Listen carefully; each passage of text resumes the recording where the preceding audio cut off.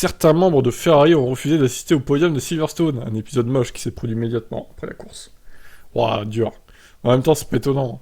Une partie du personnel de Ferrari a d'abord refusé d'assister au podium après la victoire de Sainz, selon un ancien membre de l'équipe de la Scuderia.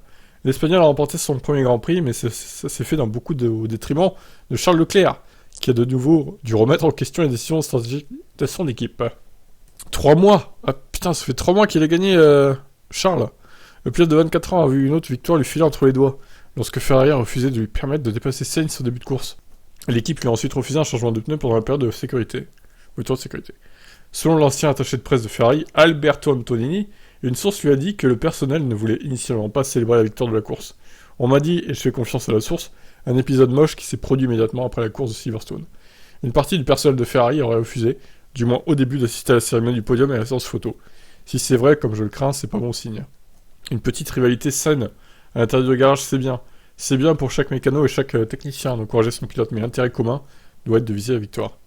Ouais, alors est-ce que ça va pas faire comme Mercedes en 2016 ?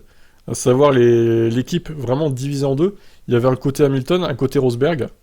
Et ça se tirait dessus. L'ingénieur de Rosberg, il disait même pas la voiture d'Hamilton, il disait l'autre voiture. Enfin bon, c'était un point incroyable.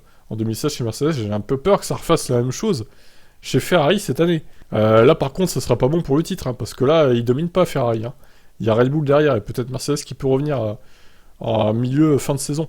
Donc, vous êtes dans la merde, moi je dis. Il va falloir sévir, si c'est ça. Il va falloir mettre les points sur les i et vite.